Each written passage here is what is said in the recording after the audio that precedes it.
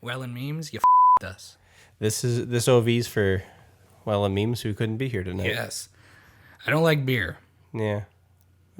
but We're doing it for Welland Memes. It's not because there's any sort of tragedy or good reason. It's just bad scheduling, which I had a friend warn me about. He's like, oh, he's from Welland.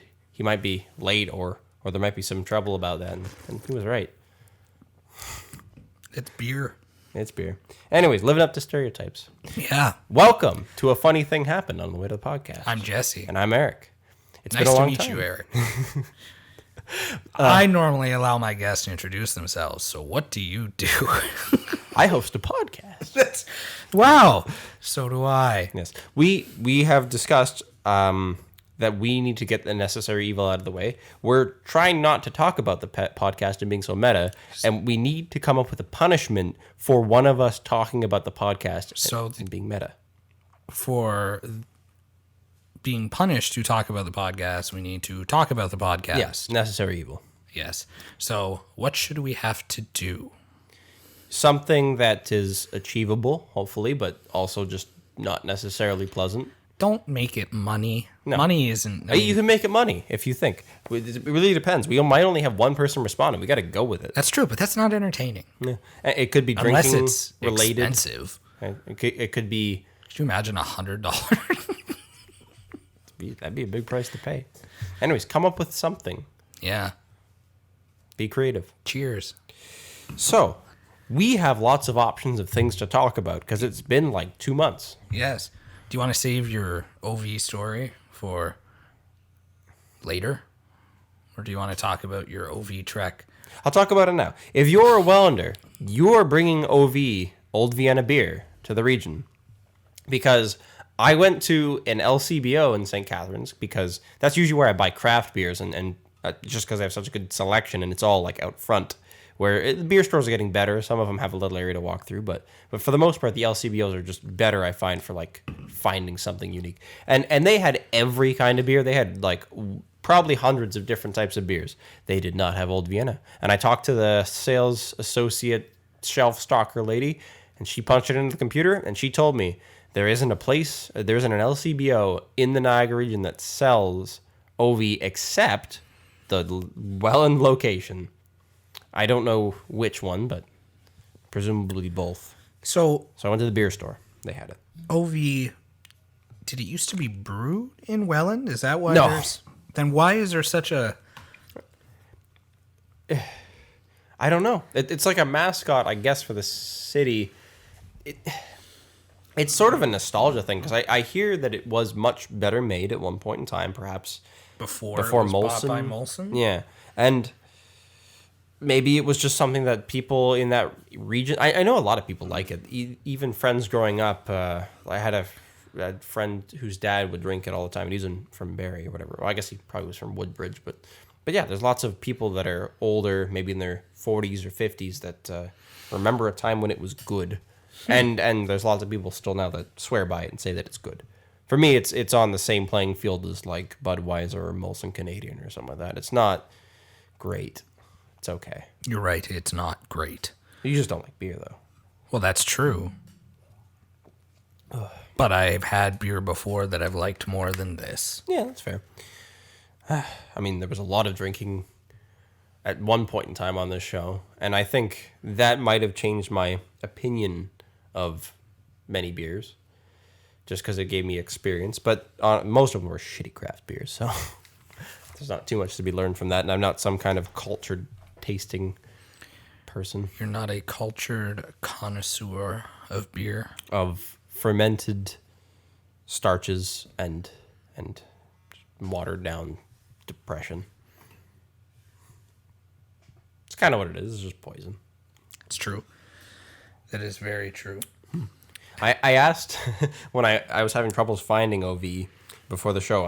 I'm like, okay, quick thinking, Jesse. What do Font Hillers drink? Because that's our second option, really. Yeah? I think it's probably just some fancy wine or like champagne. I or sent you something. gold. Dom Perignon, something like that. Gold. I don't think they drink gold. Liquid gold? Liquid gold. Well, then they'd be Goldschlager, but that's trashy. So That's true. Yeah. I don't know. What's a soup? Okay. What's a premium beer? Heineken. That's what Font Hill drinks.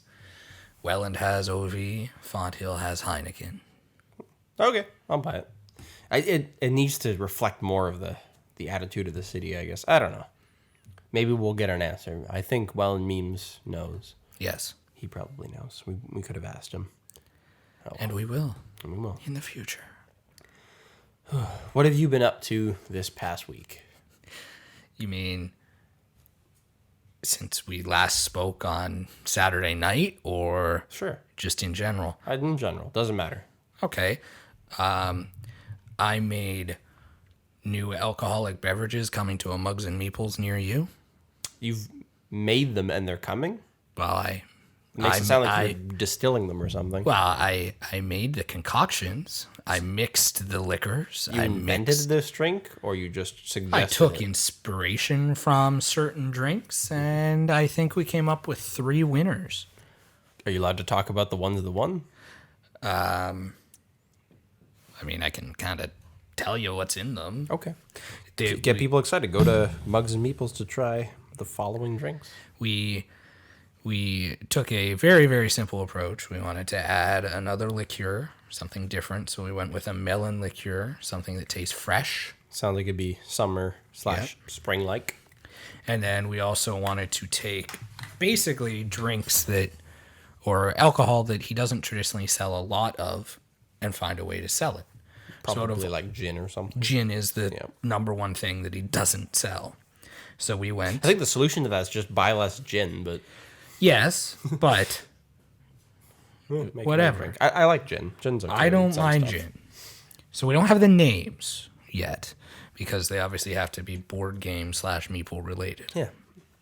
But the first one we came up with, the whole idea was use what we have.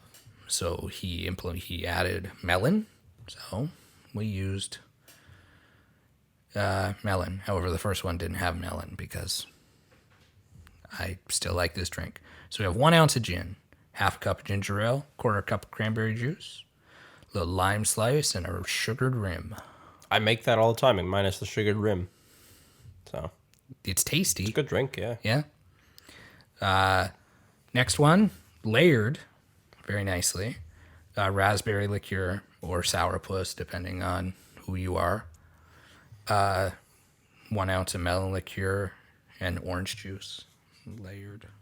So it has a nice... It's got a mix. Yeah. If you can get the flavors separate, I can see it being interesting. It was tasty. And then they're not really that exciting now that I'm saying it. 1 ounce of melon liqueur. What's the one that we had quite a bit of in Cuba? The Trinidad, the one that's like blue, yellow, and pink. It's Trinidad something maybe. It's a really cool looking drink. I think it was probably blue curacao and orange juice, which was like the yellowish. But I don't know what was pink. I don't think it was grenadine. It was something else, perhaps. Well, I would certainly hope it was something else because grenadine doesn't have alcohol in it, nor does... Well, it doesn't have to have alcohol to be in a mixed drink. no, but if the only alcohol you're getting is blue curacao, you're not... In good shape, no. You're not Well, no, getting I think they jumped put rum really in it quick. too, which doesn't have color, so it's not what's contributing to the pink look of it. I would have to find it. Okay, well that's okay. We can pass on. But they that are one. good.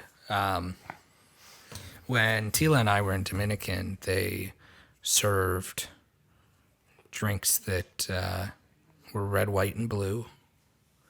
And Interesting. Americans would drink them, and I guess they'd pretend to be patriotic. And While on vacation in another country, spending your money in a yes, foreign market. and sometime or at some point, one of the wedding guests came or was around us, and they're like, "Well, gee, I wonder what that tastes like."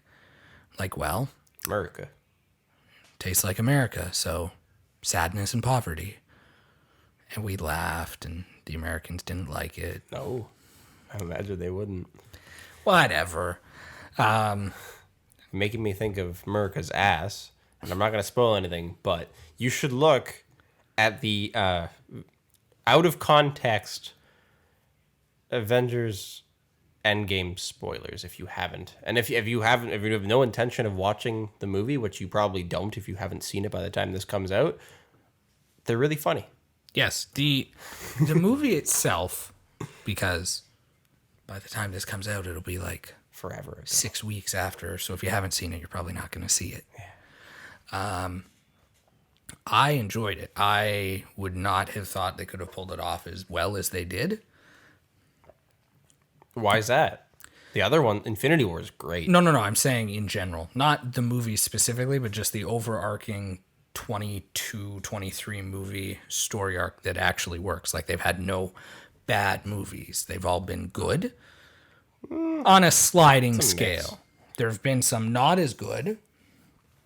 But I will say, outside of Spider-Man and Guardians of the Galaxy 3, or as Guardians of the Galaxy there's not 3, much which it left. seems to be, Pretty cool. I'm pretty much done. Yeah, you don't think you're gonna?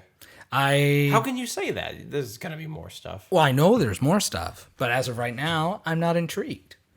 They need to intrigue me. You're gonna go watch stuff. There's no way that they announce like a new movie of some kind. Really, and then there's no interest peaked. Once you started, you can't stop. Yeah, but all the arc, I mean, right now, a good chunk of the arcs are done. Yeah. Right? So Spider-Man will continue, although there was a trailer for Spider-Man that was released today, and now they're bringing in the multiverse. Nick Fury goes to Spider-Man and says, so when the snap happened, people arrived back here that shouldn't have been here. And they say that there's a multiverse and yada, yada, So yada. now they have plausible deniability to do pretty much anything they want to. Yes, which is fun. what comic books do. Yeah. But at the end of the trailer, they're talking about how Spider-Man needs to step up to, the legacy of his adopted father almost, Tony Stark.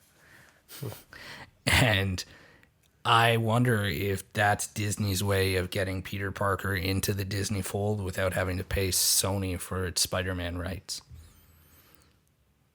Because that's the movie that Disney and Sony, like Spider-Man, Disney and Sony are agreeing. The division, I believe, is they split the cost of the movie. Sony gets a huge chunk of the profits. Disney gets the toys. Yeah. Who makes out better? Most likely Disney. Yeah, probably. But if Disney can find a way for Peter Parker to stop using the Spider-Man moniker and perhaps don an Iron Man outfit, they no longer have to pay Sony. That'd be interesting. If he was in the Iron Man outfit. Well, he's in a Spider-Man outfit that's designed by Tony Stark. Yeah, okay. So that'd be interesting because you still have the web abilities of Yeah. Spider-Man and Spidey senses and Yeah. things like that. So it's really a more biologically driven version of what was a very mechanically driven hero. So he's got better abilities in theory than Iron Man did. Yeah. So it'll be interesting. But outside of that, did you see Captain Marvel? No. I saw it with Connor, and it was, in my opinion, the worst out of them all. And I'm not jumping on the bandwagon with everybody else. It was just lackluster compared to others. Which is mostly why I haven't really given it much consideration. So I don't have a desire to see the second one, which will eventually happen. But Guardians of the Galaxy. Yes, but that's That's what I'm most excited for. Guardians of the Galaxy 3. Yes, let's go to town. And 4, if there is one, sure, let's go for it. But Well, how did Deadpool 2 end? them walking away. But Ryan Reynolds has kind of said that they set out to do a really good Deadpool movie. Mm-hmm. They were lucky enough that they succeeded twice. Mm-hmm.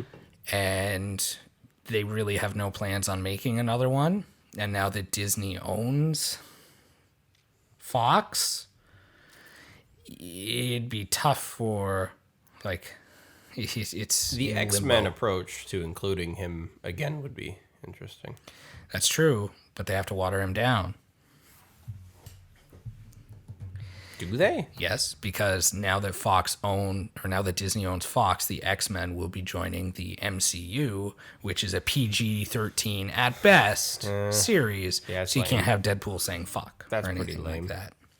Okay, well, I'm glad it existed while it did. And there might be a third one, but it's becoming less and less plausible. But we're only a year and a half kind of out from when the movie was released anyways. Less than a year and a half. But who knows? The Disney and Fox merger kind of screwed up a lot of things. There's the Next Mutants or the New Mutants movie that was supposed to be coming out, and it's just stuck in limbo. They have reshoots that they can't do because the cast have moved on to other projects, and Disney doesn't know what to do with it. Apparently, it wasn't good, and Disney contractually has to release it. That sucks. So a lot of people think they're just going to throw it onto their streaming platform when it comes out. Not push it too hard, I guess. No, just, hey, if you want Disney Plus, you can also watch the New Mutants, and then they'll do it their way. And While we're on the subject of watching media, Game of Thrones is something that's picking up a lot of interest again because it's coming out in and you're rewatching from the beginning. I'm not rewatching. I've never seen Oh. any of it, which is... And What do you think? I've seen the first episode. I like it, and I knew I was going to like it. It's one of those weird things where by the time I thought of it, like thought of watching it, it was probably on its second season, and there was already the books, and I thought, well, okay, I'll have to read the books because I'd probably enjoy them, and then I would think to myself, well, I don't have enough time to do that right now, even though I did read many books from then until now, but yeah, I just put it off and put it off. And then it becomes this enormous task that I just wouldn't even bother to do. But anyways, Tila's getting me to watch all of them. So I'm going to like it. I know I'm going to like it too, but I watched the first season, and then I took a pause for the cause, because at that point in time, having finished the first season, just life kind of got in the way. And then I thought, I know where they're going, in the sense that there will be a definitive ending. It's one of the shows that isn't going to go on forever. They're just going to do prequels. That's because they don't want to give up the Game of Thrones license. So after this show is done, there will be prequels and stuff like that that'll air on TV. So I'm just going to wait till it's done. And I figure it'll take me long enough to watch through it that it'll be done by the time I get there.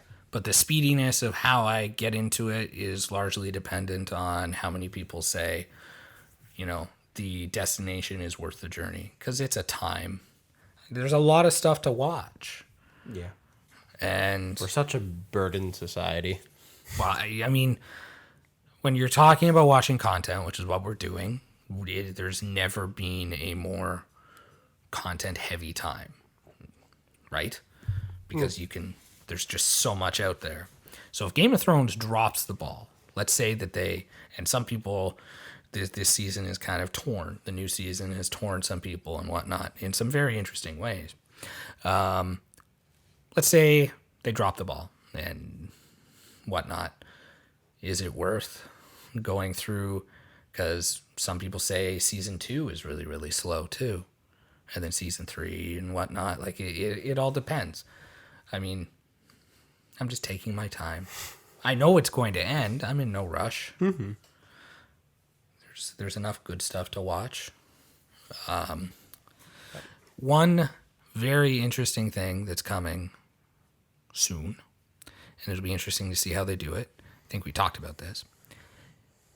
They are making a Breaking Bad movie. Yeah. Starring Aaron Paul as Jesse Pinkman. Yes.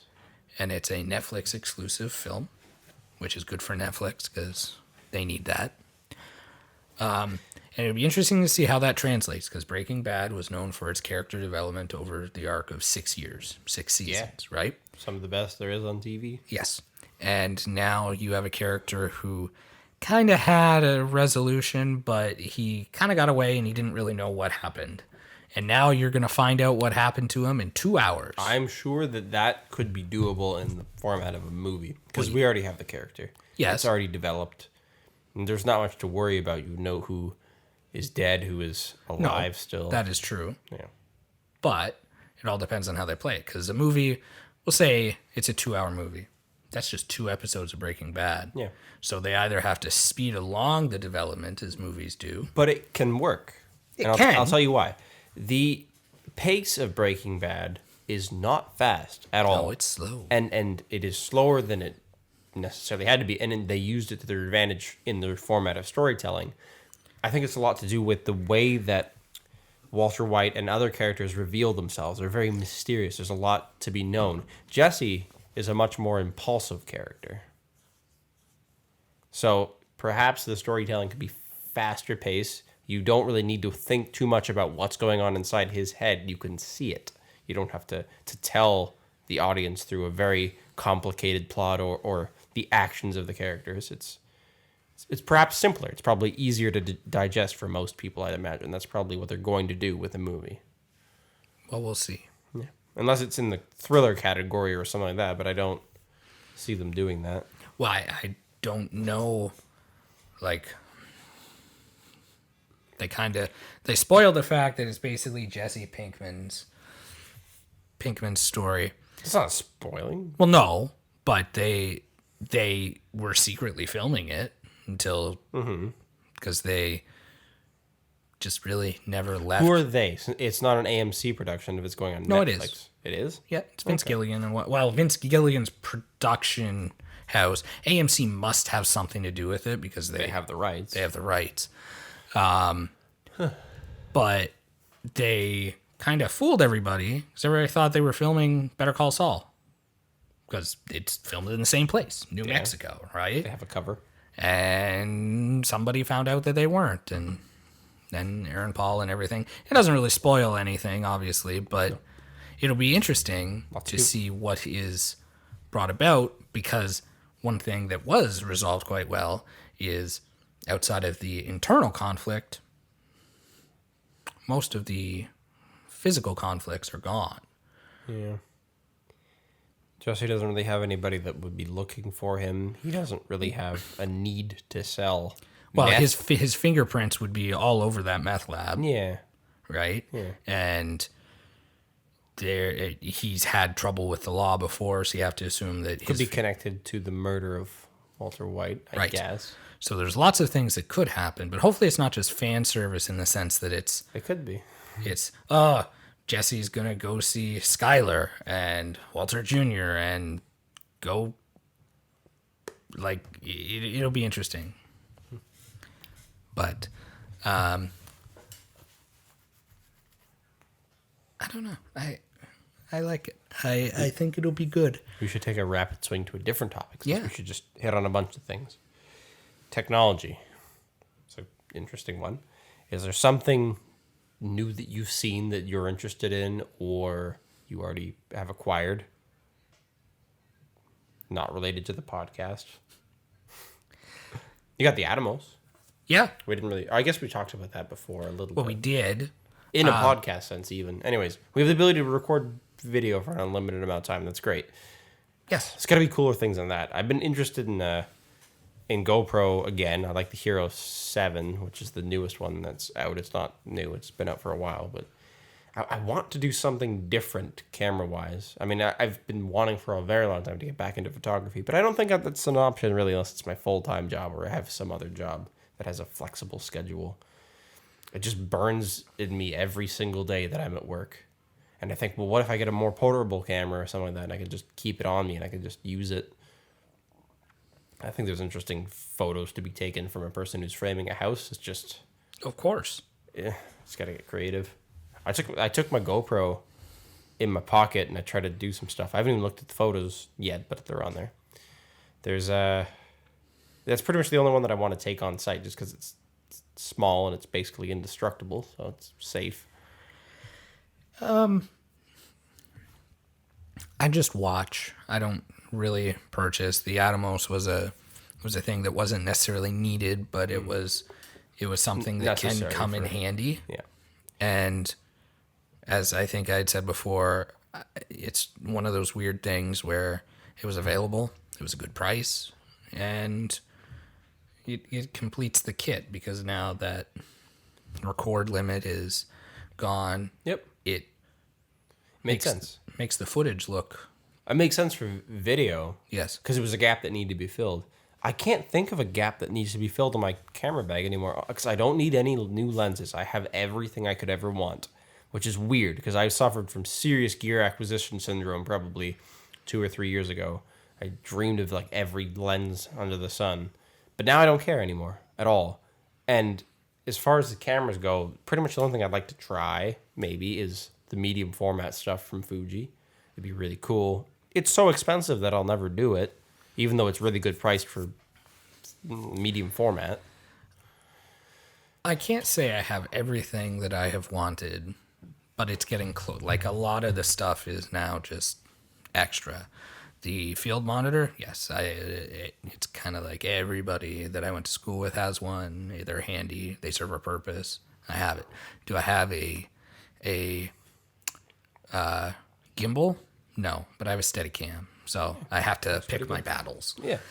There's no point in having necessarily every tool. And No. that's the thing, too, with the photography stuff is I don't need to fill gaps anymore. Like, yes, I could go out and spend anywhere from $1,100 to $2,000 on a 24 to 70, which would be a very useful lens, very good lens. I got a 50 millimeter f1.8, and you know what? I have a wide, I have a 15 to 30, and I have a 70 to 200 2.8. So You have the range. Who cares? You're good. Who cares? There's nothing that I can't do without just swapping a lens. And I don't need a second body because a lot of people like to keep a telephoto and a wide on 2 separate cameras and they got them going at the same time. But that's just, it's too much. It is. I don't need, having a backup would be good. I don't have that at the moment, although since I'm usually shooting wedding with you guys, there's probably one available. We always have backups. Yeah, there's always backups, just not in my personal bag, which I don't need it to be any heavier, so I'm not going to bother with that. But yeah, it's weird to be at this. It's like a, what is it, Nirvana, the Buddhist state. I feel good. I feel at one with having all that I need, The which is a very final thing that I did consumerist buy, concept. it's on its way. It's not really a piece of tech, but with this, we can go make a movie. Like we're 100% ready. I mean, the lights, I know. You found a bunch of money. Okay, we can make a self-funded movie. Okay. The lights I know are great, and they can work. They're not necessarily film production lights, but they would definitely help, and you can be creative with them. I bought a focus cable. Oh, that's a pretty useful thing to have. So it, you know how I have those follow focus. Yep. All your things? little rings. Yep. So it just plugs in and lets you focus from further away. So I can have somebody else pulling focus, or my hand doesn't have to be close to the lens. And the Atomos comes in handy because then that person can watch Yes. the focus. They would be, depending on the budget of the film, they would either be the first AC or second AC. So there's a camera operator. And then there'd be the assistant camera or second assistant camera. Normally it's the first. And they're the ones controlling the focus.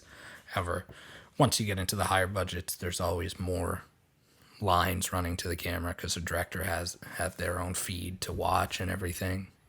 It's very interesting, but I just hope, I know we're crunching on time for a horror film set in the fall, but maybe we still can, or we can come up with something different to really showcase our skill, because I think it's there. It's this long-term drive to try to go and do the things that we want. And I mean, the thing that seems to get in the way of that most is the things we have to do, the things like going to work from 9 Yes. to 5, or in my case personally, 7 to 7 or something like that. It's this, I don't know, it's this weird thing that we just do as at most modern places in Europe and North America, where we just slave away. People have been trying to come up with ways to not do that forever, since at least the 60s. And some people have found ways, like there's there's ways to have passive income. I see lots of YouTube videos online about how I can make money from doing this one simple trick. Oh And yeah, it's you great. can create your own Amazon store and Yeah.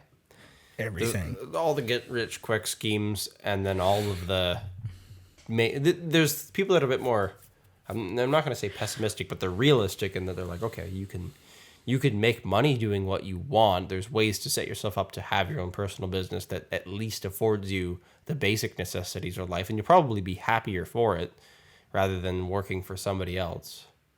But it's this leap of faith that a lot of people can't make to go do that. I don't know why. It is, I guess, a good drive to be secure, or so you think, in regular employment. But it does feel, at the end of the day, like, what am I working towards, kind of thing. It's not for your own personal satisfaction, usually. No, most people don't. And I mean, we've talked about not having any regret or anything like that. And that's great because we're young-ish. But as you get older, that can easily change. Like if we're talking about writing and whatnot and future planning, I have that Christmas movie. I have no idea what the fuck I'm going to do with it. Yeah. I wrote it to sell it, and now I like it. So that's great. That's wonderful. What am I going to do? Find backers? Yeah, maybe. There's always dentists that like to have their names on films. Mm-hmm. But then what? Like, I don't know.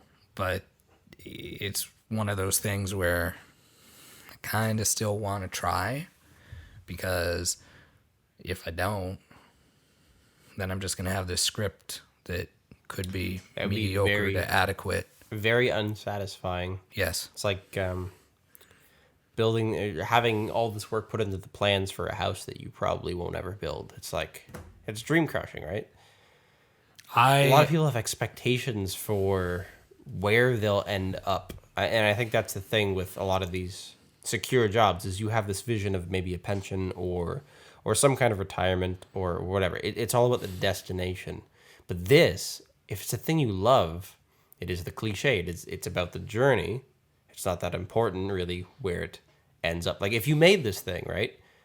And you put on all this effort, and you know what? It's not the success you hoped for. Maybe it's less successful. Is it really going to hurt your feelings? No, because I told Tila, and I get addicted to it in general. Screenwriting is amazing when you're developing even like stereotypical characters, like in the horror film, right? And you're covering all your bases. That's great. The magic is when they're cast. And you start seeing the words that you have written come to life. Yeah. You can be making the shittiest movie. I've made the shittiest stuff. Doesn't matter. It does not matter. Once you see it happening, you're like, wow, and the bug bites. Mm-hmm. I think the closest thing to that I felt is just getting your photos published by somebody who is immensely bigger than you. Yeah, that. Like, would be the same kind of feeling. I've had Brock University publish my stuff. I've had a couple little people here or there on Instagram putting out my content, and it's crazy. We're starting to get local photographers liking our stuff on Instagram, and they're people that I've been watching for a while, thinking, "Oh, they're cool," and then I see they like it. It's a little bit of a boost. I mean, I don't want to degrade our own productions, and my own photos are on there. It feels a little less personal when it's a business doing it. I like the more personal accounts, and I mean, a lot of our photography is pretty good, but a lot of it's just there because we're selling things. Yep. And it's soulless and it's drab, in that sense. But you know what? If it's what people want, then I guess it puts food on the table. It's good for us. It's the personal expressions. Like, I mean, taking photos of somebody's baby, sure, it could be your calling to make a baby look the way that nobody's ever taken a picture of one before, and that's cool. But that's not really what we do. It's the same kind of photos all the time, and that's what people want. I don't know. It doesn't feel satisfying to me personally. Talking to Tila about that. sometime. I don't know when. Maybe whatever. I did Cinco de Mayo photos for a baby. That sounds cool. It was cool. It was a Cinco de Mayo piñata smash or cake smash, right? Wasn't okay. Yeah. No, Yeah. I've seen those. Yeah. Yeah, they're recently posted. Yeah. And Those were unique. yes, very unique. It was the mom's concept. I provided the equipment and the shutter, and I got the baby's attention, stuff like that. But as I'm editing the photos, it occurred to me, and it was a weird thing to occur. I thought, whenever we look at other photographers' photos, or even our own, I'm not necessarily happy with the way a good chunk of those photos turned out. Because I have taken better, I have seen better. But it doesn't matter to the mom No. because that's her baby. And is her baby cute? And of course, it means everything to the mom. Yes. And that, for some reason, stuck with me when I delivered them last week. I think if we get a little more selfish and in a way that it helps everybody, I'd be interested in going to one of these things with you. It was an And- open invite. Nobody showed up. Oh, okay. I don't remember. I told Tila. But anyways, Tila was going to come. You guys were a little busy. so let's be honest. what if we poured everything we had? Tila dresses the set. She's good at that. I would like to have a lot of input on to like lighting and all sorts of things about the photo, like the concept of the photo in general. If we all work together and we make, for example, the baby photograph, like nobody's ever made a baby photograph before, wouldn't that be something? You're taking creative license, which is not necessarily what some mothers or fathers want, and that's fair. But I'm sure you can find somebody who's interested. Okay, so are you saying, this is interesting, are you saying in a for-profit situation, or... It doesn't have to be Because if it's if not... the for-profit gets in the way of the creativity, then I'm not interested. Then, well, once again, we talked about this before. If I posted tonight, baby photo, baby needs to be 4 to 8 weeks for a free photo shoot, But you got to do what we tell you. they'll do it. Yeah, probably. 100%. You gotta have like a casting for babies so we can pick the right babies. There's even a good chance that a good chunk of people would do it for a little bit of money, Yeah. right? If you really want to get into it, Tila and I have been talking about our summer photo series. We can do it. I mean, you handle the lighting, help. You can take the photos. I know what I'm if good you know what at. you're doing with the baby, see that's what you got over Tila and I. Okay. Well, thank you. I was talking, yes, the babies. I do know the babies.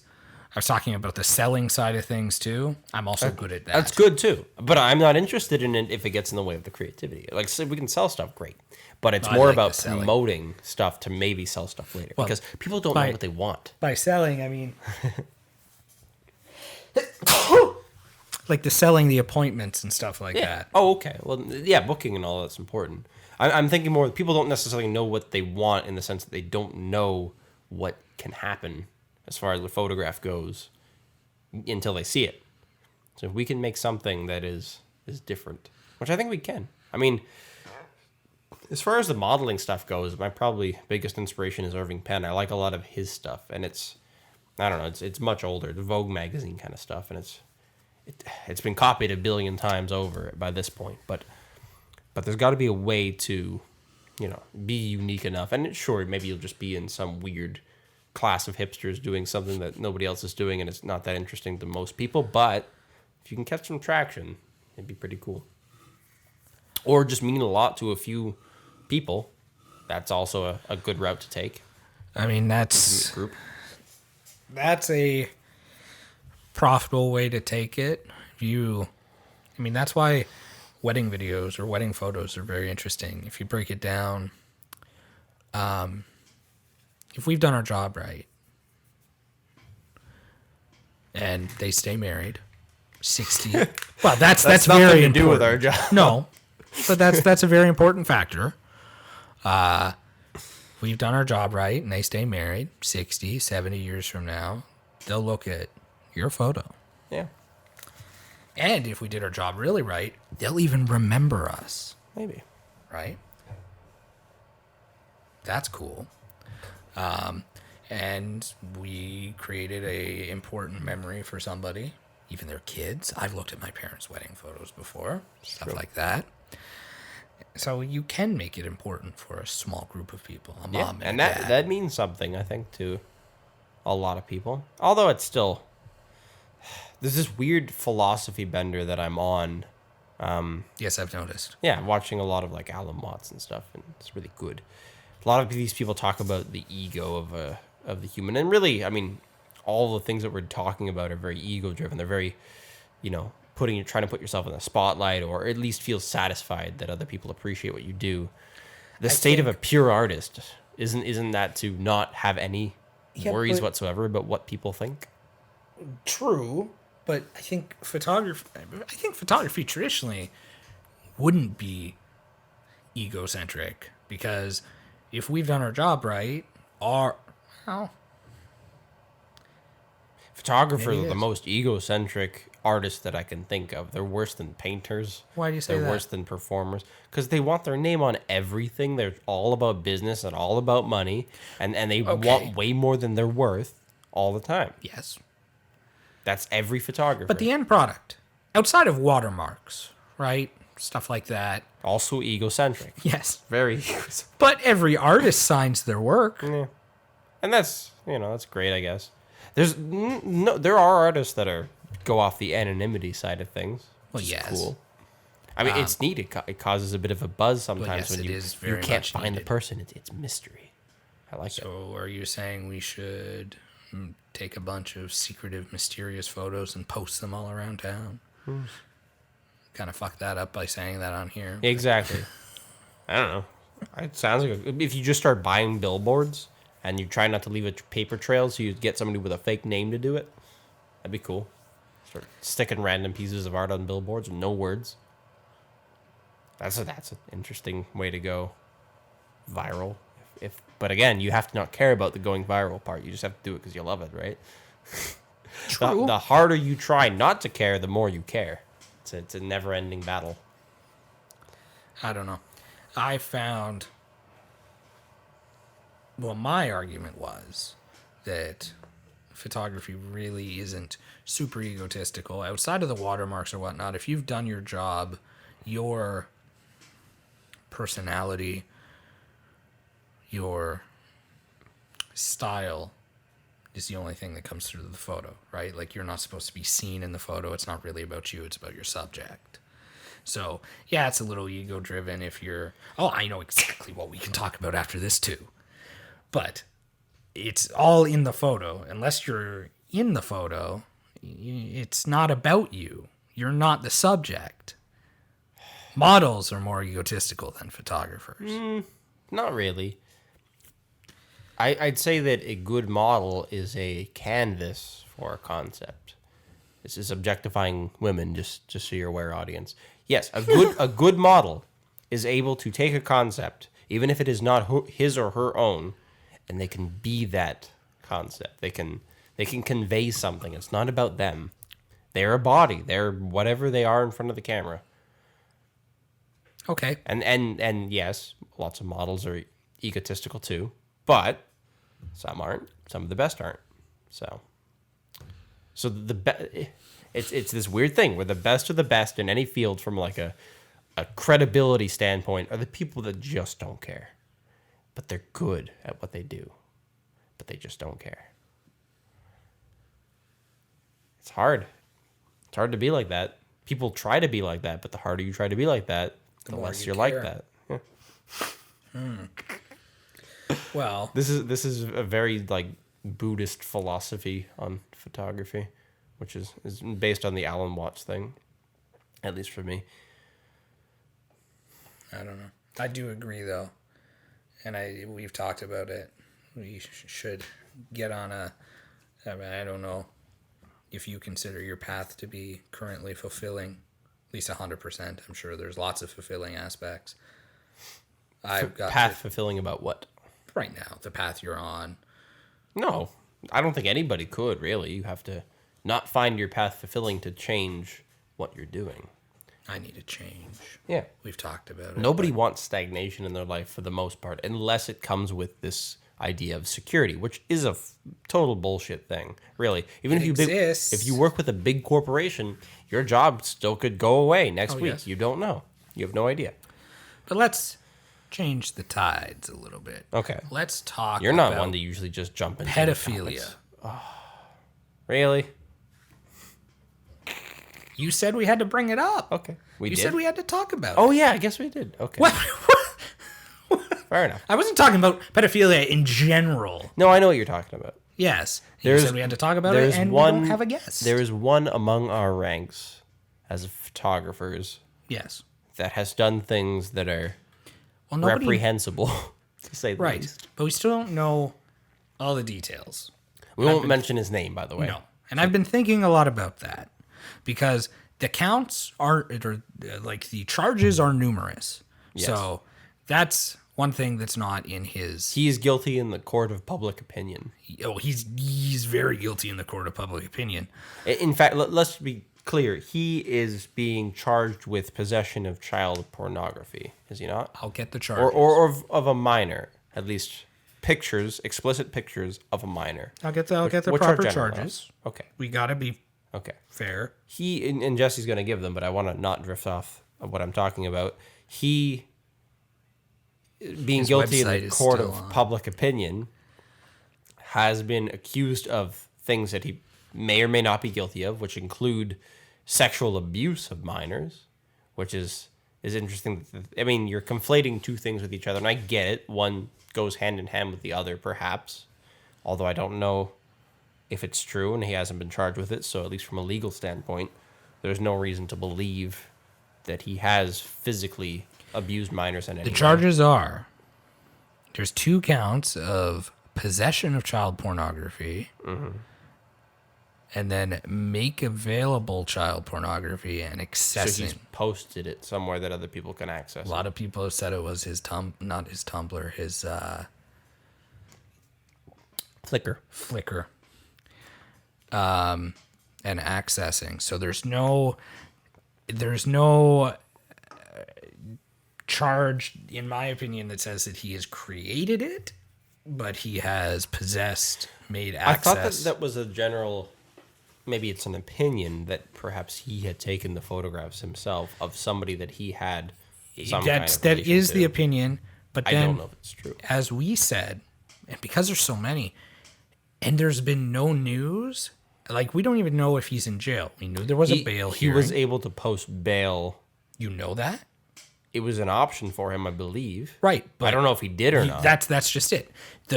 He was able to do it, yes. No, there was a bail hearing because sometimes people like this, they're like, you're a risk, you're a flight risk and whatnot, and they're not allowed to post bail. But in this case, nobody knows. So he could be in jail. I'm assuming if he did get out, one of the rules are you have no access to computer. Hence why chance. all of his social media is still active, which isn't doing him any favors. I think somebody had taken down his Flickr, though.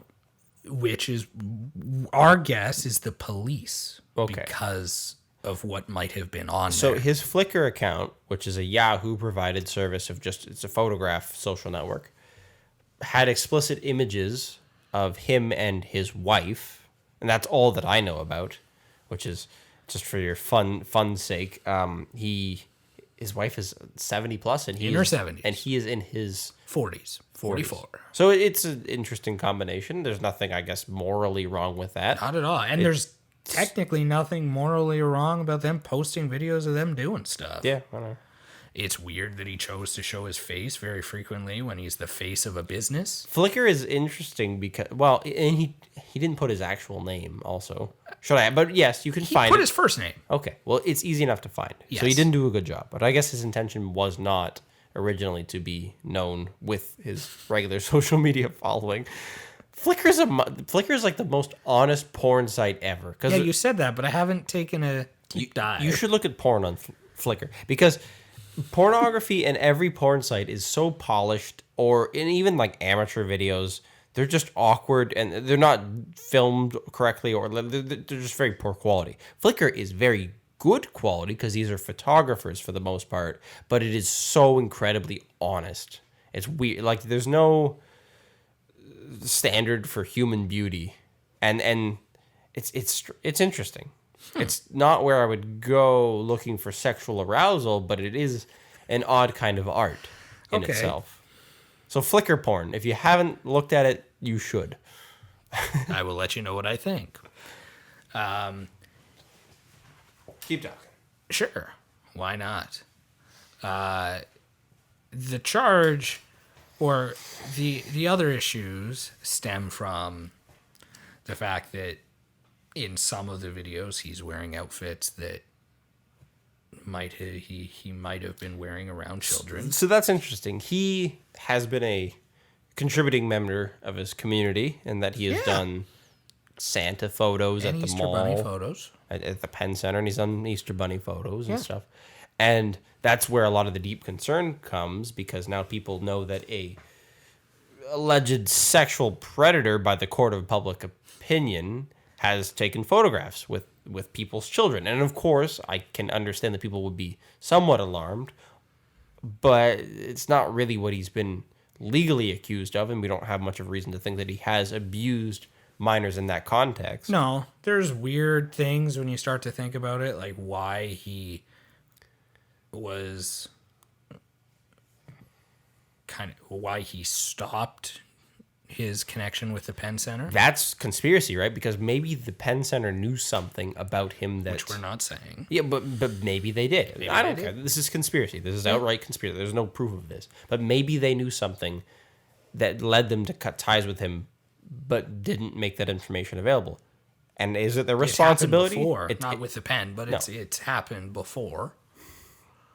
I think there's an interesting point to make, that if you're a parent and this thing disturbs you greatly, you might want to consider the prevalence of people like this and how they probably seek out positions of power, or at least availability of targets. Because there's probably a lot of people who would get into such a thing as, posing a Santa or an Easter Bunny or whatever, just because they are exploitative of minors. Not necessarily that they ever take advantage of it or commit any crimes or do anything unreasonable to any child that's in their, vicinity.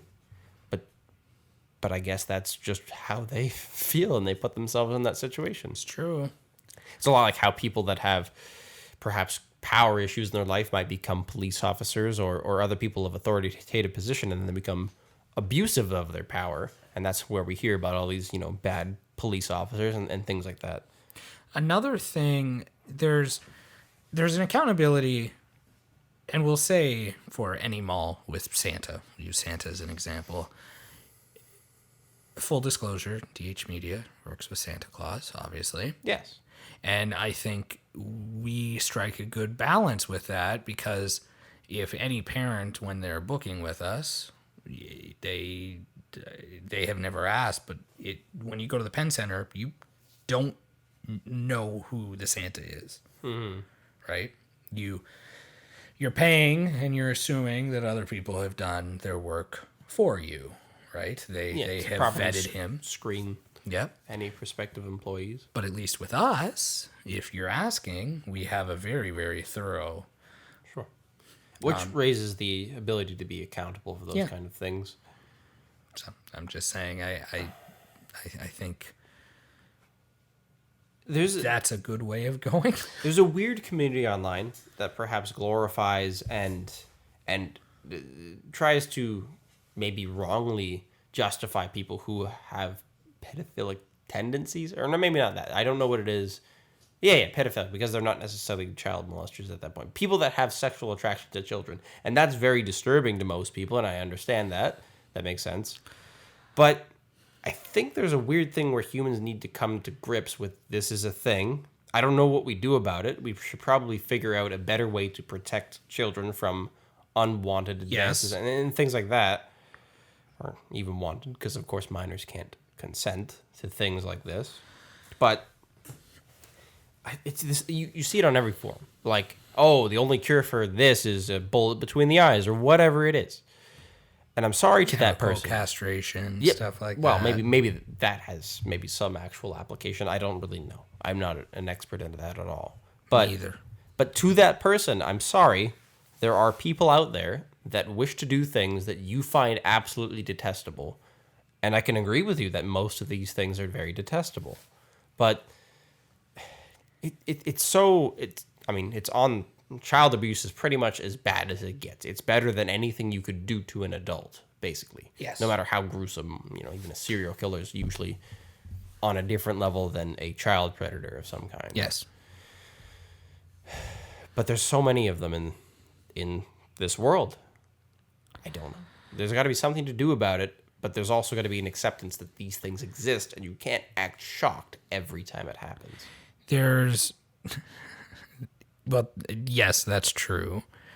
There's a few documentaries that I'll try to find the links to and send your way. Maybe I'll even post them in the links of this episode. There have been some real chances at rehab for some offenders. I think one of the documentaries said that there's a cutoff. Like if somebody was charged once, like they don't want repeat offenders or issues, but if it was somebody who obviously did something wrong, but they think they can make a change, there's the possibility for change. But I think there's just so many things going through my mind. The only thing that matters, I think, is that there's actually no acting upon any desires that this person has. I don't care that they have a attraction to children and all that, which is more bold. It's bold to say because most people would care that somebody harbors such feelings. I don't. As long as they don't act on them in any way that abuses any child anywhere, Of course. then I don't care. I agree with you completely. There's, yes, as we've said, doing anything to a child is horrible and Probably one of the one of the worst most- things you could do. Yeah, culturally, it's something that we absolutely despise. But on a sliding scale, there's also other horrible things that people can think about. I mean, murder is one. Like, Sure, lots of right? people have murder fantasies every day. And if you don't act on it, It's inconsequential. it's right. So I think you are right about that, but I don't know what you can do. There's, I think the Catholic Church is going through some big hiccups at the moment. Yes. The thing that maybe you could do as a person who isn't involved directly in this is if you see a conspiracy to cover up such things, you should be a whistleblower, perhaps. Or at least, don't cover any of these things up. That's almost more detestable, in my opinion, than actually the abuse itself taking place. There was a YouTuber. You could argue the person, giving the abuse might have some mental issues. They might have some underlying cause of whatever's going on. But the person that's conspiring with them doesn't really have that argument as much on their side. There was a YouTuber that used to make song covers, and he got charged in 2017, I believe, with 6 counts of conversing and possessing, or 6 counts of possessing explicit material of minors. And it actually came out that he was asking his fans, because he was a YouTube star, to send him videos of them twerking. Underage. I can people. see how that is sexual in nature. It's not necessarily pornographic. No, but he got graphic in his conversations. He's creepy then. Okay. Yeah, Yes. I get it. Wherever he was tried, the minimum sentence for that was 5 years. Mm-hmm. He got 10, and they pled for less because, and I try to make this full circle, he was abused, and notably abused sexually as a child by his father. So See, the issue, again, is maybe that is a legitimate excuse. Maybe people need to come to terms with it, but it's not an excuse in the sense that, well, we'll just let you run free. No. No, because The only thing that matters is the actual abuse that's perpetrated against minors. If you can stop him from doing that, that's what matters. If the only way to do that is to keep him in jail for 10 years, or prison, I suppose, then that's what we should do, I think. It makes some sense. If there's another way, like, for instance, you follow the plea and say, okay, well, that makes sense, and we're very sorry for you, obviously. It's not an excuse for your behavior, but hey, we have some way to stop you from continuing any sort of abuse of minors. Well, that's basically what the judge said. Yeah. Judge said, he said, I'm sorry you went through everything. That is horrible, but that doesn't stop. No, it doesn't fix what you've already done. Okay. It might change the way that we think and feel about this person, perhaps. So what if we theorize that there was it doesn't have to be humane, but medically it can be a humane chemical castration for men? See, the thing is, I don't know if that works. Do you know if that works? Does that stop people's tendencies towards abusing minors? But you see, it kills the sex drive in theory. I know a little that's bit about just that. where it would get. If you chemically castrated somebody, that's no different than somebody who is lost. Well, I mean, it'd be close to somebody who's lost their sex organs in some sort of accident. You'd lose a good chunk of the drive to do anything. And then they take out their what was sexual urges physically. Then you have somebody who starts killing kids, maybe. Yeah, that'd be pretty fucked up, wouldn't it? Yeah. See, but again, if you could find a way, the most minimally invasive way to stop this from happening, like, for instance, if you find something that is a good substitute, again, I don't care if they have these urges or whatever, as long as they do not act on them in a way that abuses minors. And most of the time, the treatment is to keep them away from young children in any sort of environment where they're not left under supervision, which is a pretty good idea. Oh, yes. I mean, and there's this weird society thing where you could, I don't know, stick a shirt on them that says, I am a sex offender and I've abused children. Tattoo on the forehead. People would probably kill the person, probably. Yeah. So it's this weird thing where society has a bad reaction to it as well that stops us from stopping this happening. So what about because we're looking there, if they act upon it, they're criminals, they're horrible people. It's a very interesting episode. Yeah. I like the moral philosophy part of it. There has to be some of them that know that they're sexually attracted to children and know it's wrong. Of course, and there's lots of that's what all this online movement's about, yes. Which is really weird, but so then it exists. Like there needs, they could, I assume, check into some sort of rehab therapy or whatnot, but I don't know how. Is it like praying the gay away? Is it just as pointless? I don't know. Maybe. Because... And of course people are going to freak out about equating pedophilia to a sexual... But if you're born gay... orientation. And you are, right? That's well, maybe not necessarily, but if you are... And you're born... Well... I don't know. I don't know. I don't know if people are born gay. I don't really care. They should be able to fuck people of the same gender if you want to do it. I don't really care. Makes no difference in my opinion. But I think because it's one of the worst things imaginable, even if you haven't acted on it, to go to a therapist and even say, you know, doc, I'm having some really fucked up dreams about 5-year-olds. Yeah, it's a big thing to admit. I wonder if these activists for the rights of pedophiles or whatever, talking about how, what is it? What's the right word? I don't know. I'm just going to say othering. How hard it is to talk to people about the issue because it's so far out there. Because everybody that has some kind of issue that's difficult to talk about would be feeling like that, I'm sure, where they don't think they could mention it to some kind of mental health professional. People do it with as simple stuff as alcoholism. I mean, it's hard to talk about your issue sometimes, even if you know that you have an issue. Wow. It's. I mean, it comes with being humble, perhaps, but it also comes with knowing that you won't be ostracized for the things that are basically wrong with you at that point in time. Maybe we need and I'm going to say this is semi-lighthearted, but it's true. Maybe we need a kind of legal safe admitting zone. Like we have the safe injection site. A non-religious, right? Because a lot of people, when they've done things, they go confess, right? They If they confess to a crime like that, they probably would find some kind of repercussion. right. But once again, if we're talking about somebody who is thinking about it, right? Like the stigma of actually admitting that you have an issue, you can go to a priest. Awkwardly, the priest might be like, "Oh, I have that too." Oh, yeah. Catholic Church, perhaps. That was bad. I liked it. I don't care. I don't know. It doesn't really. It's in the realm of admitting to murder or some kind of robbery or something of a grave nature.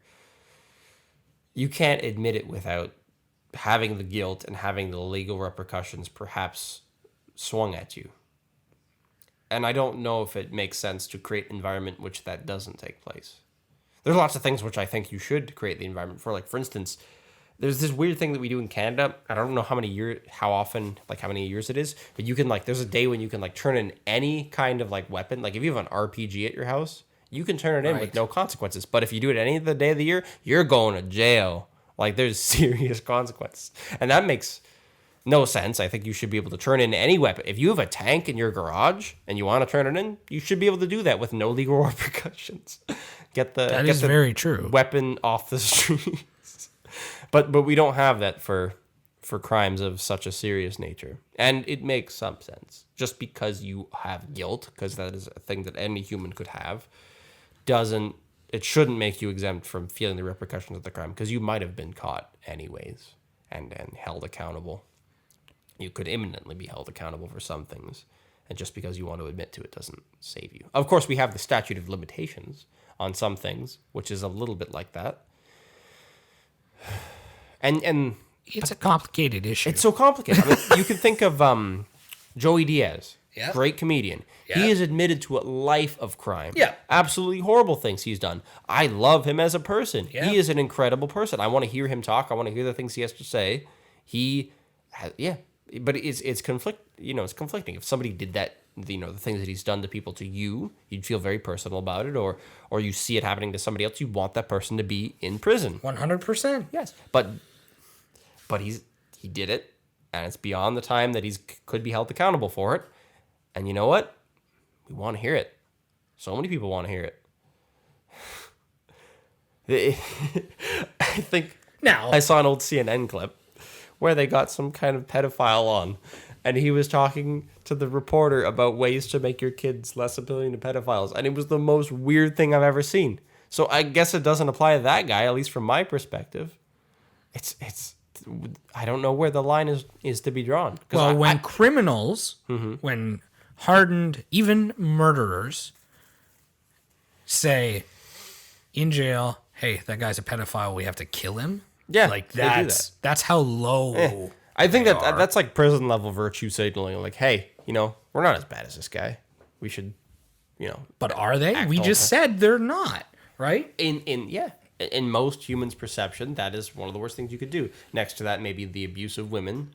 Men get absolutely obliterated in jail for that. Yes. And yeah, there's crimes that rank really high in our social minds, and perhaps they should, but is it also due to some of the things we've constructed in our society where we prioritize certain things? Here's an interesting thought, and I don't know how true it is, but I'm sure some sociologist somewhere is saying it. Sexual abuse of minors is a given in some points in history in some cultures. Like, I think the Roman culture, they would initiate young boys by taking them somewhere and having sex with them at an age that is very clearly underage in our society.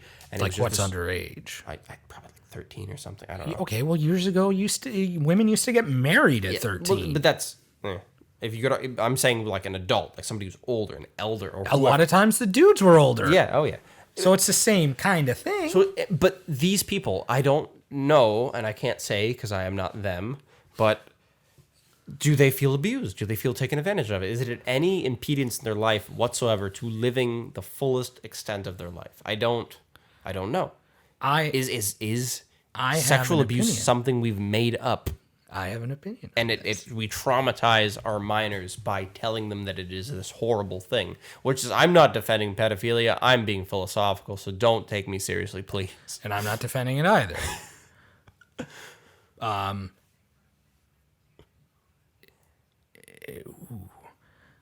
I will say, once again, not defending, there might be a certain element to that. I mean, if you look at it, it's not exactly equal.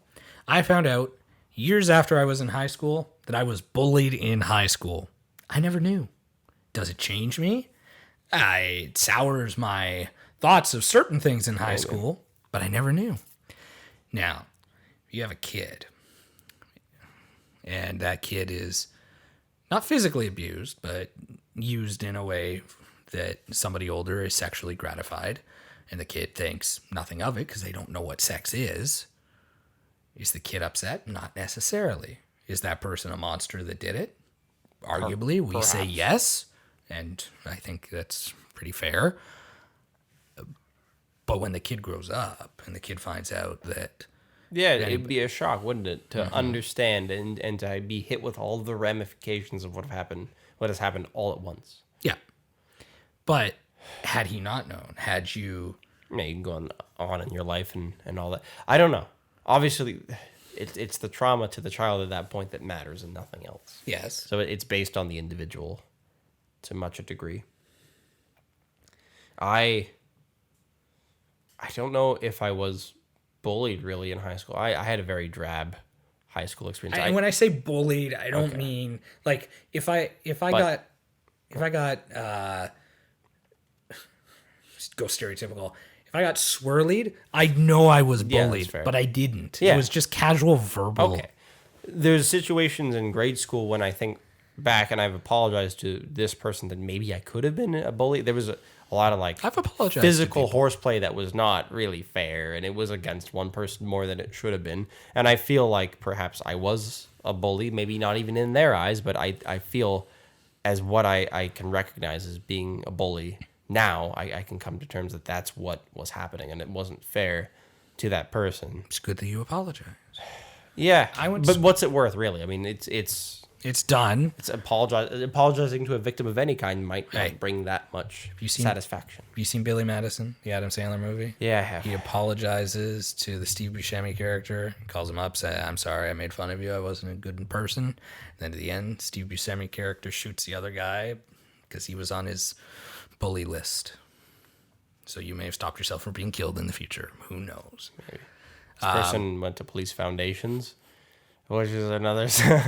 So there's a weird contingent of people that go to police foundations and try to become a police officer that I know in the back of my mind have all the reason in the world to abuse the power that they might get. To be a police officer. Yes. There are many people that have underlying issues that want power over other people, and it's terrifying just knowing that the few examples of my life fit that stereotype.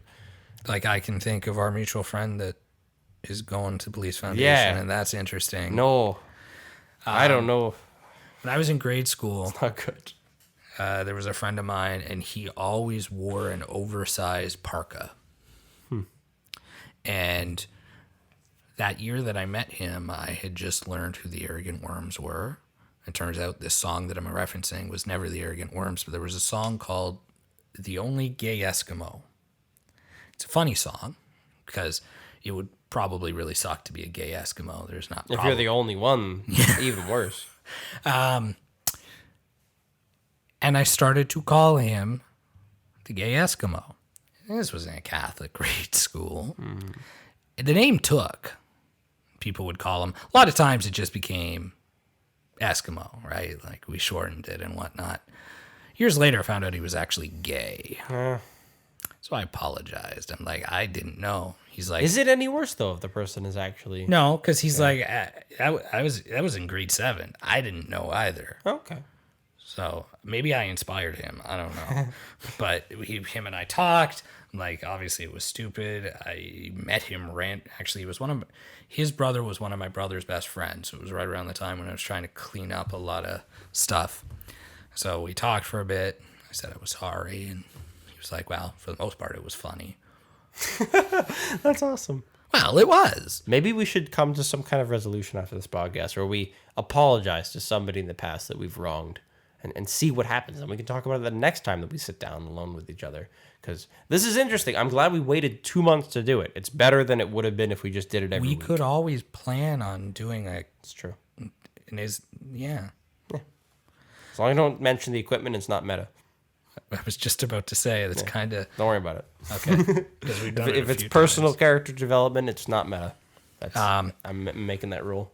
I could apologize to a few people. I would like to know what happens. There's definitely people I could apologize to. Not really on the bullying side of it, although I could try him again and just see what his opinion is. But more people that I was strange with or short with or whatever. Like, I can think of a girl that I briefly dated during the summer after high school. Things didn't really work, and I kind of blamed her for it. And I probably shouldn't have. Looking back, it didn't make sense. I didn't try for anything either. Are you in contact with her still? No, I don't think she wants to talk to me. Well, you see, that's just See, it. like There are some people that I could apologize I to. tried to get back in contact later, and she didn't really pay me much attention, which is fine. So Although I do have an interesting connection through a mutual friend where like I could very easily inject myself into her life now, which is interesting. I don't know. There's lots of people. when you kind of like I've never thought you were a bad person. You're obviously not a bad person. Nobody's a bad person on a relative scale. No. Or a Right? good We person. haven't murdered or Yeah, I mean that's like the 10 Commandments and just the basic things. Like if those are really easy to follow. Well, some of them, I suppose. Lots of people steal stuff, whether they think it's stealing or not, like pirating something. Or yes. Some of them. whatever.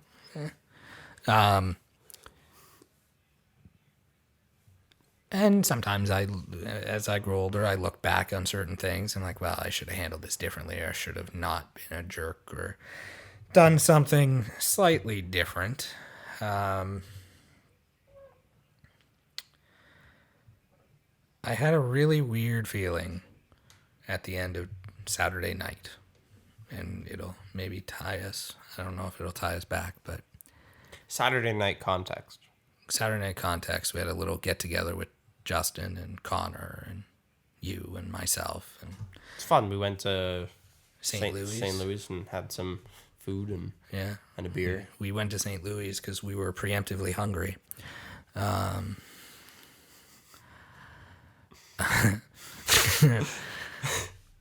No context. And I realized at the end of it, because we were kind of making jokes, it's weird how things kind of change, because not that the same type of night would have happened, say 5 years ago or whatever, but I would have been drunk. Like I was fine. I wasn't fine, but I was pretty good. Mm-hmm. Connor was just sleepy. Justin was perfectly fine. I felt pretty good. Felt pretty good. Oh yeah, and it was fun. But I think as time goes on, has nothing to do with the bullying, but time goes on, things change. Although I like the idea of getting completely drunk, and occasionally it happens. It's almost like a creative input. Like, for instance, you can never be sure if the conversation we've had here today would have happened without OV, right? That's true. There's a weird ability to open up and talk about things you might not otherwise that comes entirely just from something that inebriates you. It's an interesting human characteristic that we rely on these things. Alcohol isn't given enough credit, I think, on that regard. Because honestly, people are just usually really boring or they have these weird issues that nobody wants to hear about, that they talk about when they get drunk. But there's lots of artists that express the things they want to express and the things that they feel when they maybe only have one beer. That's all you need. It opens you up a little I'm bit. not addicted to alcohol in any means, but when I'm writing creatively and it's not the middle of the day, I have a drink. It's inspiration. Yeah. It's like George Carlin did, where he keeps a joint on hand, 100%. once every month or two, and then if he needs that little spark, he can spark up. No, it's very true, and there's a lot of artists that heavily rely on All stuff, sorts of drugs, really. all sorts of drugs. Some, and they have different uses. I hear a lot of people use psychedelic mushrooms to think inwardly about themselves and criticize things about themselves, whereas other things might have a change on the external world. Like, for instance, I would imagine MDMA is very good if you had issues relating to somebody in your life and you wanted to write about relating people's relationships. You could probably take MDMA and have this unrealistically fantastical opinion about how humans could relate to each other. I'm sure it could happen. I've never taken MDMA or pretty much any other hard drug, but it sounds really cool, and I'm glad other people do it for me. We've joked about this before, but talking about relating to people, I wonder if there is any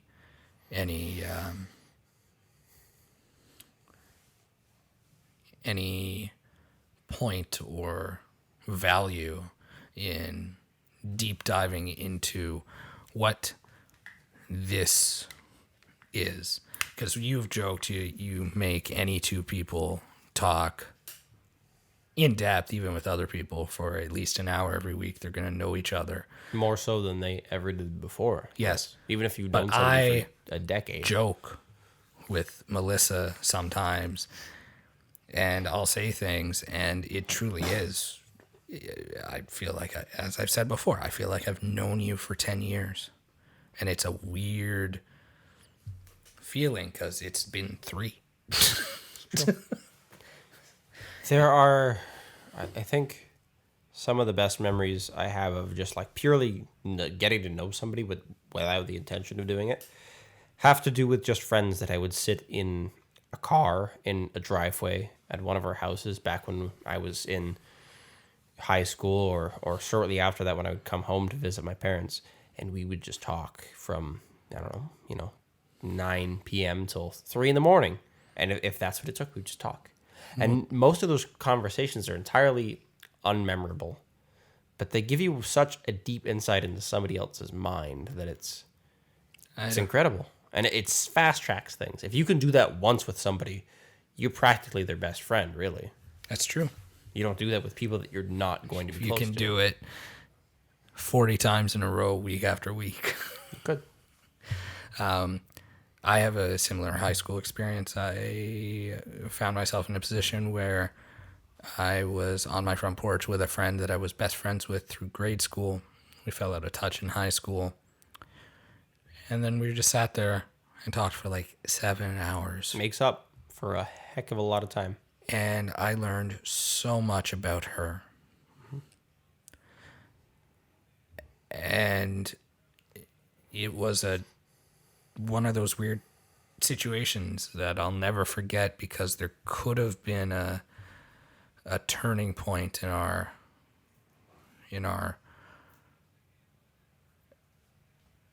I guess relationship is fine to say because that's a general term. There could have been a turning point in our relationship that night, but it was never taken. But after 7 hours, probably could have been. No contact. This is a man's problem where it's just got to be about our dicks. No, not even that. Well, yes, but yeah, no, it is. Think about it. It is. There's a weird drive that definitely happens more with females, where it's just always like the closer you get, the more likely you are to tread upon that issue. And I don't know. What do you mean? The closer you get to a guy? The closer you get to any female friend from the perspective of at least heterosexual male or whatever. Like, yeah, that's true. I don't know. I can't do without it, and I feel guilty, but in the same sense, I've grown out of that guilt, and I don't really care as much anymore. You still feel the feeling, though? The feeling of what? Well, you don't feel the guilt of it, but do you still have the weird sexual attraction that comes only by getting to know somebody very deeply? Yeah, okay. Absolutely. It's good to know I'm not the only one. It can happen really with most any female in my life. And I'm sure there's people that you sort of mentally put limits around, and you would never really feel those feelings because you sort of stopped yourself from going that far. But I don't know, maybe it's just a male problem of some kind, if it is a problem at all, which I don't really view it like that anymore. mean, it can be a problem if you act on it without consent. And Yes, that's not what we're talking about. I think it is a problem, the way perhaps I acted upon it in high school, where I would push things quicker. Like, I would say things that involve, like, hey, would you date me or whatever, kind of out of the blue to certain people or whatever. And it, it could go one of two ways. And because it's a rush thing that has only my side of getting intimately to know them, that leads to this conclusion for me, where it's intimacy, physical intimacy, but it hasn't led there for them, even though they probably feel just as close to me as I do to them. It doesn't jive very well with each other. I definitely have a very strong memory, at least one person that I got to know very well in high school in one of my classes or whatever, and we talked all the time, and I felt like I had a great understanding of this person. And then I was like, yeah, we should like date or something, basically. And total absolute rejection, probably the hardest rejection I ever got. It wasn't like a lot of emotion on their part, but it was just cold stare, like, what? And like they had no idea. Was it a lot of emotion on your part? So did you feel bad about it, or was it just cold? It's that rush of, I don't know if it's adrenaline or what it is, but I know exactly it's got to be what you're adrenaline. talking about. Everything rings in your ears. Yep. And your face goes flush, but maybe you're not even necessarily going like red in the face, but you just you're on a different planet. It's a cool feeling. I think I haven't had it like that since like grade 10. I've had a few situations like that. But it's this entire turn of results that for some reason you were too thick to see. You know what happens when I get like that? What? The ear ringing. I get, there's a weird shiver in the back of my spine. You can also get it when you hear bad news, perhaps. Like gravely bad news. Bad news. But my field of vision, and sometimes... Yes, tunnel vision. Absolutely. It expands, and I've noticed in bad situations, I feel disproportionately small, and my arms They are use that as a cinematic tool in a lot of but movies. it's so real. Yeah. I had a really weird car situation a few weeks ago. I didn't talk with you guys about it because it was fixed. I did with Melissa's brother the caliper change on the car, and everything seemed fine. And for what it was worth, it wasn't a major issue. Nothing ever came out of it. When I went to Toronto to see her niece, Melissa's niece, his daughter, we were driving back from Toronto, and all of a sudden there's a car beside us honking their horn and waving at us. I'm like, okay, something's obviously wrong. And he's pointing to the driver's side of the car. So I'm like, okay. So we pull over, and I look, like, no flat tires. There's no nothing. I do a look. There's nothing dragging. I can't figure it out. In the back of my mind, I'm like, chances are it has something to do with the back tires. So but I couldn't figure it out. And I told Melissa to stand outside as I drove past her. I'm like, does anything look weird? She said no. So we get back on the highway, and I remember I called one of my aunts to say that we were on our way back to Welland. And as I'm calling my aunt, hands are on the steering wheel, speakerphone, I'm thinking, it's still not sitting right. Like, there's nothing physically wrong that I could tell. So I take the rearview mirror dial, and I turn it to the left-hand side, and I bring the mirror all the way down, and my tire on the highway is going like that. Oh, you should have been able to feel that. No, It's crazy. couldn't feel it. So, and I remember, and that's one of the first times where I acknowledged it. I'm on the phone with my aunt, trying not to freak Melissa out until I'm off the phone, and my arms just got huge, and I felt like I was so far away from the wheel. I'm like, this is weird. So anyways, I get off the phone with my aunt. I'm like, Melissa, call your brother, because he was coming to Welland as well. She's like, why? I'm like, just do it, and we're fine. And we were fine. I was sure. What had happened was the bolts. I know what happened. Yes, we fixed it. It's fine. The tire is fine and everything. Must have not cross-tensioned all the bolts properly. There was a black, I don't know if it was plastic, but it wasn't metal, in the rim of the tire that was cracked and broke, and it kind of misaligned. So when we were looking, because we stopped at a gas station just to check, and it was interesting to see, because of how it was done, the tire was screwed tighter on one side of the tire than the other. So it had wiggle room. But it was such a small difference. It is But critically it made all the difference. It is critically important to properly cross tension your wheels back onto your car. As people you see when people are switching between winter and summer tires all the time. There are people that will and that will just not only destroy your car, or at least part of it.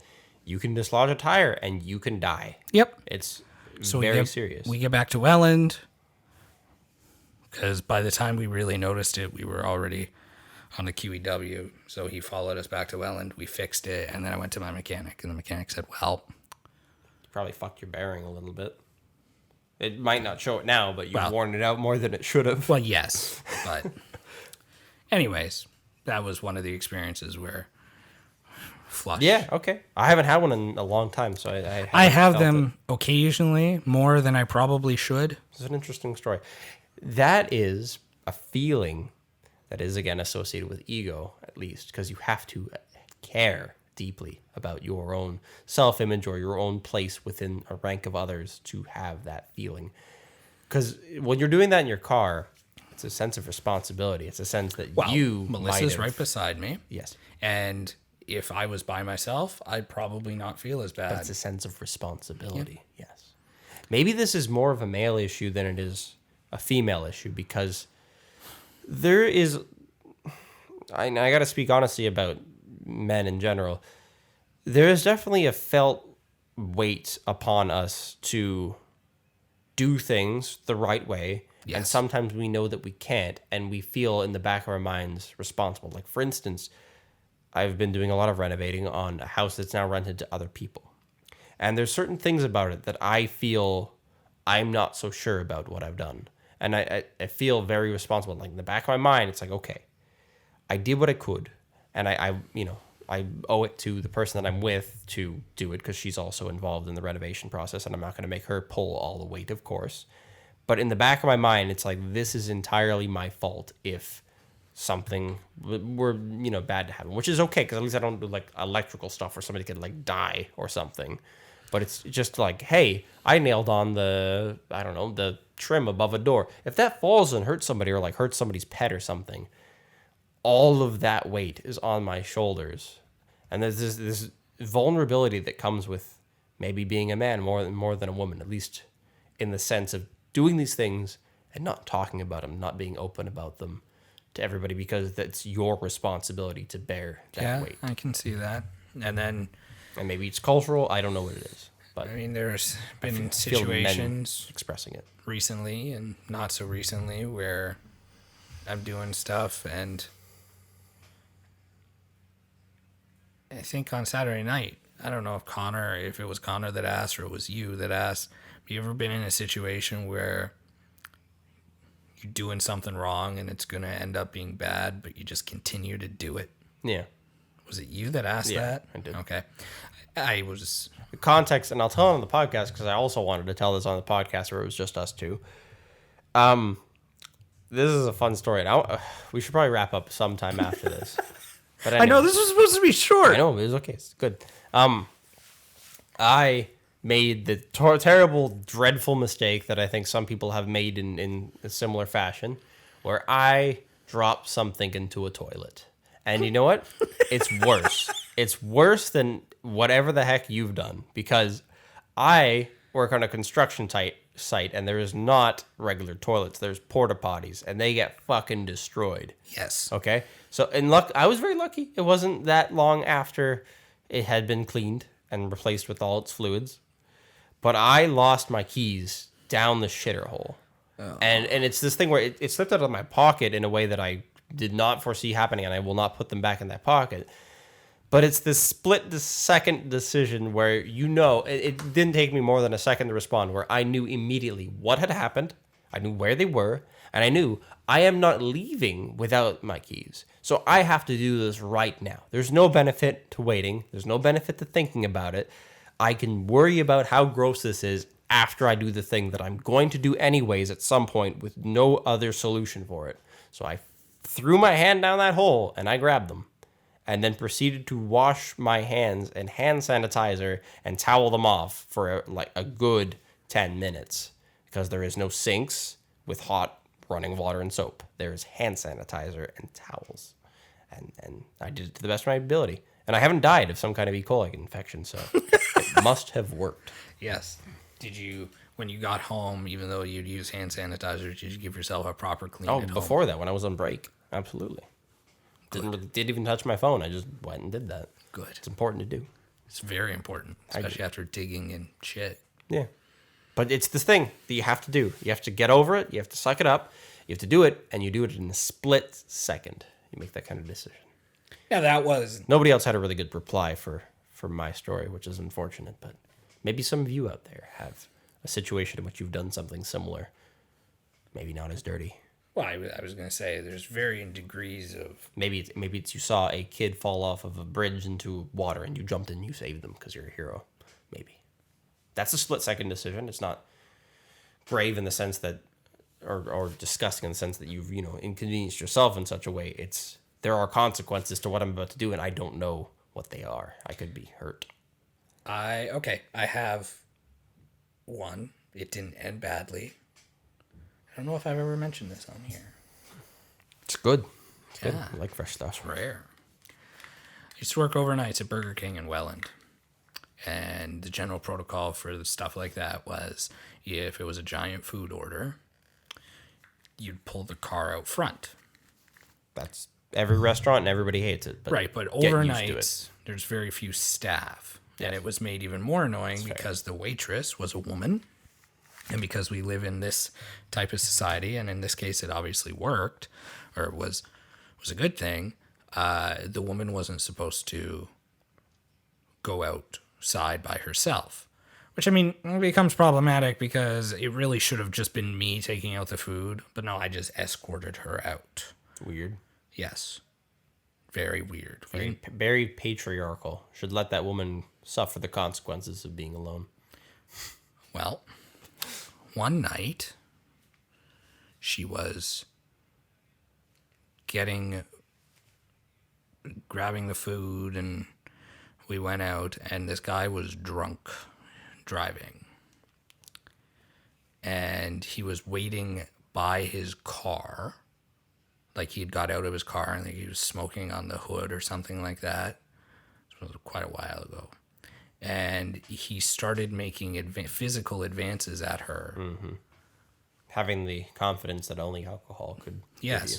And it's one of the only times, if not the only times, where I punched somebody in the face. Nice. Yes. Nice. Yes.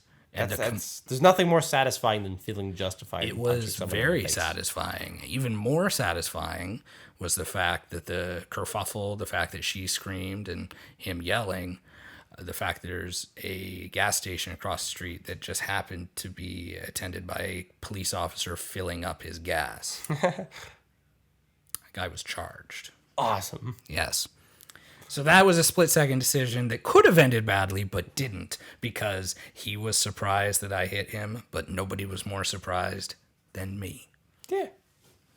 Humans are impulsive. And now I got a good one. And it's not necessarily a case of action that did happen, but it's an action that could have happened. And I didn't tell this on the podcast before, I don't think. I was at a Pride event, and I've told this to you, I think, with Tila, but also we have a pair of lesbian friends that are great people. They're wonderful people. And we went there with them.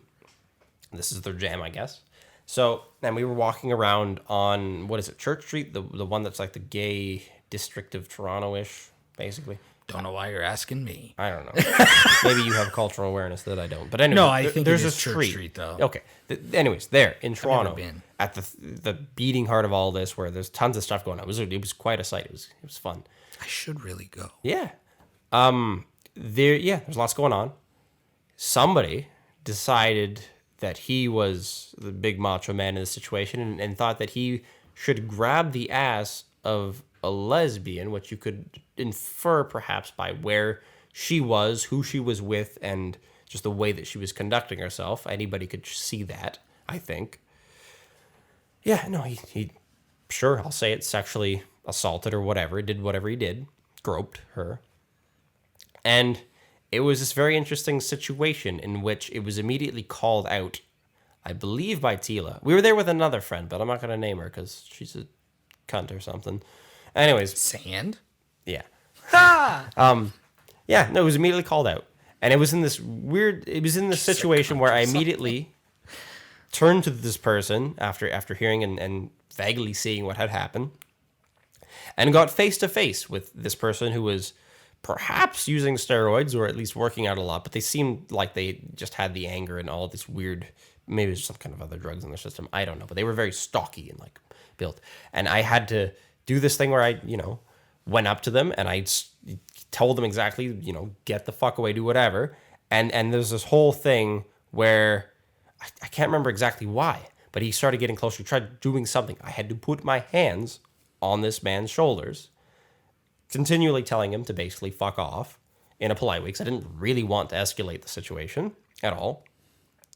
And I would put my hands on him. I'm like, oh shit, I can tell by the way this guy's built, this is not good for me. I'm not much of a fighter. I'm not really, especially at that time, I didn't have the strength that I do now from construction and things like that. But yeah, it was a split-second decision where I made a decision and I stuck to it. I did not let it show that I was intimidated. And I went with it. And he walked away. That was until the girlfriend of the girl that got her ass groped, heard about it and promptly walked up to him, who was now about 10, 15 feet away, and launched her foot right up his asshole. Like, as hard as I could imagine somebody doing that. And it was fantastic to watch, but as I saw it happen, I was like, oh, fuck. And he turns around, and he comes, and he starts charging towards us. And I stood right in front of everybody, and it was this thing where all the people around us, who must be great people, stepped in, because they knew what was going on. And this person was thwarted, and there was a police officer like 20 feet that way. And he got in there, and it was all resolved. It is nice when the police are just nicely there. But it could have escalated. Police ex machina. And it was all of a split-second decision where it's like, I got to go with this, whether I want to or I not. And it could end badly, but I got to go with this. Felt good. I don't think, and this is maybe another male-centered thing. I walked around after that with Tila on my back for probably half a kilometer, based off all of the adrenaline. Yep. Thriving through my system. I felt like I could lift a house. It's amazing. It's amazing what the body can do. I felt good about myself. Probably one of the peak moments of my life of just feeling satisfied about the decision I had made and the excitement in the moment. I don't get that enough. No.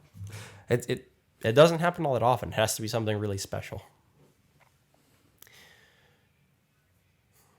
I like that story. No, I punched the one guy. I've defended. I fired somebody before because of, again, all these stories, your story, my story, it's all, hey, we got to be men. Yeah. We got to defend women, except when you were digging in shit. But And here's a random note I want to end on, and it's a piece of wisdom I think I've heard from some people. Many feminists and women say, women need men like fish need bicycles, or what, something along the line of that, where they say women don't need men. And that's great. And you might be right. That's good. I think, in a very humbling way, men, mostly heterosexual men, need women. I don't think that men can live without women. I mean, example, what happens when a man dies at an elderly age and he's a wife? She usually can pass him. My grandmother passed my grandfather by like 20 years. It went a lot longer. true. Look at the men in that situation. Look how short-term the life expectancy suddenly becomes for a man left without the woman in his life. And there's many other examples. Well, thankfully, there's no way I'm outliving Melissa. No. And we don't generally, anyways. But that's the thing. I think that men need at least what women provide, and maybe you could argue it's this thing of social norms and all the things that we've created. But at the given state, I think why we feel such a sense of accomplishment with defending or providing something to women is because it gives our lives meaning in a way that keeps us going. Literally, in the most literal sense of the idea, it keeps us alive to do this thing that we can equivocally say is a just cause. Should we end on that note? Sure, because I will only fuck it up. Perfect.